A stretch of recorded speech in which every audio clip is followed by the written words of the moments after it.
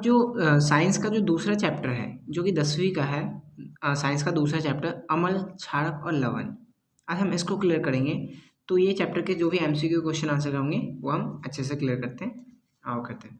क्षारक में कौन सा आयन उपस्थित होता है? तो क्षारक जो होता है उसमें OH माइनस आयन, जिसे हाइड्रोक्साइड भी कहते हैं, वो उपस्थित होता है।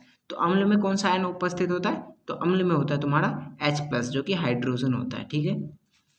पीएच स्केल का मान बताओ। तो पीएच स्केल जो होता है ना वो 0 से लेके 14 तक होता है। कहाँ तक होता है? 0 से 14 तक। तो पीएच स्केल जैसे है तो यानी 1 से 7 तक, यानी 0 से 7 तक और 7 से 14 तक। तो ये जो होगा ये क्षारक होगा और ये होगा आपका अम्ल। तो अम्ल क्या है? तो 7 से जो भी नीचे होगा वो अम्ल होगा और 7 से जो भी ऊपर होगा वो क्षार होगा। जो बीच में 7 है ना ये उदासीन होता है। उदासीन यानी पानी जैसा। यानी पानी में क्या पानी खट्टा या कड़वा लगता है? तो नहीं। क्या पानी खट्टा लगता है? नहीं। क्या पानी कड़वा लगता है? नहीं। तो ये उदासीन होता है। तो पानी का जो पीएच मान है वो भी हमारा क्लियर हो जाता है कि 7 होता है और उदासीन का भी पीएच मान 7 ही होता है। फिर धात्विक ऑक्साइड की प्रवृत्ति कैसी होती है? तो धात्विक ऑक्साइड यानी धातु जो है, जैसे कि आपका हो गया कॉपर ऑक्साइड, तो ये सब धातु है। तो धातु ऑक्साइड की प्रकृति कैसी होती है? तो क्षारीय होती है। ये धातु ऑक्साइड हमेशा क्षारीय होते हैं। अम्ल धातु के साथ अभिक्रिया करके कौन सी गैस उत्पन्न करेगा? तो अम्ल है तो हमेशा H+ आयन उत्पन्न करेगा। ठीक है। तो अम्ल जो है धातु के साथ अभिक्रिया करके कौन सी गैस उत्पन्न करेगा? H+ यानी हाइड्रोजन। फिर अम्लीय वर्षा जो होती है ना, यानी जो जिसमें नाइट्रिक और सल्फ्यूरिक अम्ल होती है, तो वो वर्षा का पीएच मान कितना होता है? तो 5.6 से कम अगर पीएच मान हो गया ना तो उसे हम कहेंगे अम्लीय वर्षा। मिल्क ऑफ मैग्नीशिया किसे कहते हैं? तो मिल्क ऑफ मैग्नीशिया जो है ना वो दुर्बल क्षारक है। क्या है? दुर्बल क्षारक, जिसका सूत्र होता है MgOH2। इसे कहते हैं मैग्नीशियम हाइड्रोक्साइड भी कहते हैं। ठीक है। तो ये ना क्या काम करता है? तो पेट के अंदर जो HCl की मात्रा बढ़ जाती है और उसके कारण जो हमें एसिडिटी हो जाती है ना इसका, तो इसे दूर करने के लिए हम मिल्क ऑफ मैग्नीशिया यानी दुर्बल क्षारक का उपयोग करते हैं, क्योंकि अम्ल बढ़ जाता है। ठीक है। अम्ल को कम करने के लिए हम क्षार मिलाते हैं। अब है कि दांत का इनेमल किस रसायन से बना होता है? तो दांत का इनेमल जो होता है ना वो कैल्शियम फॉस्फेट से बना होता है। किससे बना होता है? कैल्शियम फॉस्फेट से। तो सबसे शरीर का सबसे कठोर भाग कौन सा है? तो दांत है। ठीक है। और ये किससे बना होता है? एनिमल से, जो कि कैल्शियम फॉस्फेट से बना होता है। अब है कि किस विलयन के प्रबल अम्ल के, मतलब किसी विलयन के प्रबल अम्ल का पीएच मान कितना होना चाहिए? तो पीएच अगर प्रबल अम्ल है ना तो 0 होना चाहिए। अगर प्रबल क्षार बोला तो 14 होना चाहिए। आखिरी ले लो। फिर जल की प्रकृति बताओ। तो जल क्या है? उदासीन है। इसका पीएच मान क्या होता है? 7 होता है। मैंने ऊपर ही बता दिया है।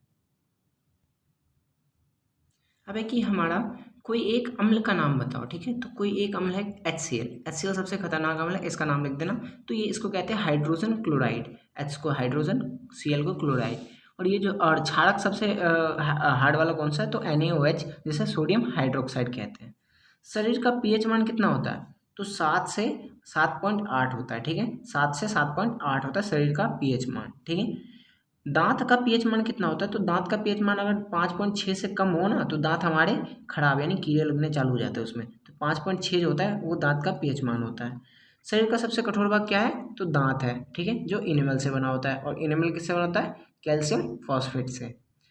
जब लिटमस पेपर विलयन उदासीन होगा तो यह किस रंग का होगा? तो उदासीन जब होगा ना तो ये बैंगनी रंग का होगा। और जब लिटमस पेपर लाल होगा ना तो लाल रंग किसका होता है? टमाटर का। तो ये अम्लीय होगा। ठीक है। लिटमस पेपर जब लाल होगा तो अम्लीय होगा और नीला होगा तो क्षारीय होगा। ठीक है। लिटमस पेपर का पूछा जाता है कि कौन सा अम्लीय लाल होता है, कौन सा नीला होता है? तो नीला क्षारीय होता है और अम्लीय लाल होता है। ठीक है। सूचक कितने प्रकार के होते हैं? तो सूचक 2 प्रकार के होते हैं। कितने प्रकार के? 2 प्रकार के। एक होता है प्रकृति सूचक, एक होता है कृत्रिम सूचक। कृत्रिम सूचक जो कि मानव द्वारा बनाए जाते हैं, प्रकृति सूचक जो कि हमें पेड़ पौधे इनसे प्राप्त होते हैं, यानी प्रकृति द्वारा प्राप्त होते हैं। तो ये कौन कौन से हुए? तो हल्दी और लिटमस पेपर जो है ना, पेपर पौधों से मतलब पेड़ों से बनता है और हल्दी पेड़ों से मिलता है, पौधों से मिलता है। तो ये प्रकृति सूचक कहलाए। कृत्रिम सूचक यानी मिथाइल ऑरेंज और फिनोल्फ्थलीन है। अब है कि सोडा अम्ल अग्निशामक जो होता है ना, इसमें किसका प्रयोग किया जाता है? तो अग्निशामक का मतलब जो कि तुम्हारे आग को बुझाने के काम आते हैं। तो सोडियम बाइकार्बोनेट भी इसे कहते हैं या सोडियम हाइड्रोजन कार्बोनेट भी कहते हैं। इसका काम क्या किया जाता है, सोडा अम्ल के साथ इसको मिला के हम आग बुझाने के कारण काम करते हैं। फिटकरी क्या होता है, तो आपने सुना भी होगा कि फिटकरी लगाते हैं। कब लगाते हैं इसे, तो जब बहते हुए रक्त को हमें रोकना हो ना, तो हम फिटकरी लगाते हैं। तो है अब है कि दही या दूध का खट्टा होना, तो इसमें कौन सा अम्ल पाया जाता है, तो दही और दूध में जब खट्टा दूध होता है उसमें कौन सा अम्ल पाया जाता है, तो लैक्टिक अम्ल सबसे ज़्यादा महत्वपूर्ण है, लैक्टिक अम्ल। ठीक है। चींटी के डंक तथा नेटल के डंक में या मधुमक्खी के डंक में कौन सा अम्ल पाया जाता है, तो मैथेनॉइक अम्ल। कौन सा अम्ल, मैथेनॉइक अम्ल पाया जाता है। ये आपको याद करना ही होगा कि कौन सा किस में कौन सा अम्ल पाया जाता है। तो ऑक्सैलिक अम्ल किस में पाया जाता है, तो टमाटर में पाया जाता है। किस में पाया जाता है, टमाटर में।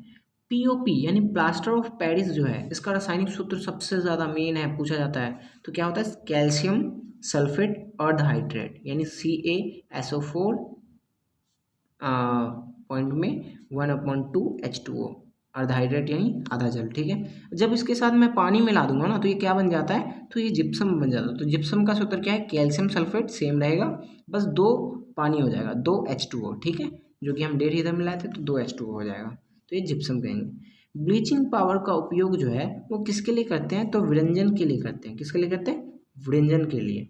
अब सिरका में कौन सा अम्ल पाया जाता है, तो एसिटिक अम्ल पाया जाता है। कौन सा अम्ल पाया जाता है, एसिटिक अम्ल पाया जाता है। नींबू और संतरा एक जैसे ही होता है ना, तो इस दोनों में ही सिट्रिक अम्ल पाया जाता है। कौन सा पाया जाता है, सिट्रिक अम्ल। जो C आकार का नींबू भी होता है अगर उसे काट दे तो, और संतरा भी होता है, तो इसमें कौन सा अम्ल पाया जाएगा, सिट्रिक अम्ल। अब है कि टार्ट्रिक अम्ल में कौन सा पाया जाएगा, तो टार्ट्रिक अम्ल जो होता है ना उसमें मतलब टार्ट्रिक अम्ल जो होता है वो इमली में पाया जाता है। जल का pH मान मैंने बता रखा है 7 होता है, ये उदासीन होते हैं। अब बेकिंग सोडा जो होता है उसका रासायनिक सूत्र क्या है, तो बेकिंग सोडा सबसे महत्वपूर्ण है, ये बहुत ही ज़्यादा पूछा जाता है। बेकिंग सोडा का सोडियम बाइकार्बोनेट या सोडियम हाइड्रोजन कार्बोनेट, यह है बेकिंग सोडा का फॉर्मूला। धोने का सोडा का फॉर्मूला क्या है, तो सोडियम कार्बोनेट जो है ना, वही धोने के सोडा का फॉर्मूला है। ये दोनों ही बहुत महत्वपूर्ण है। अब सोडियम हाइड्रोजन कार्बोनेट मैंने कैसे लिखा था, सोडियम हाइड्रोजन कार्बोनेट, और सोडियम आपका सोडियम और कार्बोनेट कैसे लिखा था, सोडियम Na2CO3 ऐसे लिखा था। ठीक है, ये NaHCO3। हमें बिना बुझा हुआ चूना जो होता है उसका रासायनिक सूत्र कैसा होता है, तो CaO, कैल्शियम ऑक्साइड जो होता है ना, यानी Ca से कैल्शियम, O से ऑक्साइड, तो ये होता है बिना बुझा हुआ चूना। अगर इसे बुझाते हैं तो पानी डाल के बुझाते हैं तो ये क्या बन जाता है, तो बिना जो बुझा हुआ चूने का सूत्र क्या होता है, तो CaOH2। ठीक है, इसे कहते हैं हम कैल्शियम हाइड्रोक्साइड। क्या कहते हैं, कैल्शियम हाइड्रोक्साइड। अब है कि विरंजक चूर्ण जो होता है ना उसका रासायनिक सूत्र क्या होता है, बहुत ही ज़्यादा महत्वपूर्ण है। ये सभी जो सूत्र बता रहा हूँ मैं, इसे याद कर लेना, रट लो कैसे भी। तो ये होता है CaO, यानी Ca का मतलब कैल्शियम, O का मतलब अगर 3 आ जाए तो O आधे, बीच वाले को आधा पढ़ेंगे, तो कैल्शियम ऑक्सी, O से ऑक्सी और Cl से क्लोराइड। ठीक है, कैल्शियम ऑक्सी क्लोराइड जो होता है वो होता है विरंजक चूर्ण का रासायनिक सूत्र। अब है कि हमारी जो अमाशय में होता है ना, कौन सा अम्ल होता है, तो HCl अम्ल होता है। कौन सा अम्ल होता है, HCl। ताजे दूध का pH मान कितना होता है, तो 6 होता है, अगर 6 से कम होगा तो दूध फट जाएगा। अब अम्लीय विलयन का pH मान कितना होगा, तो 7 से कम, जैसा मैंने पहले बताया। क्षारीय विलयन का 7 से अधिक। ग्लूकोज का रासायनिक सूत्र सबसे ज़्यादा पूछा जाता है, तो C6H12O6, याद कर लो आराम से। उदासीन द्रव्य का pH मान कितना होता है, मैंने बता रखा है 7 होता है, ये जल होता है।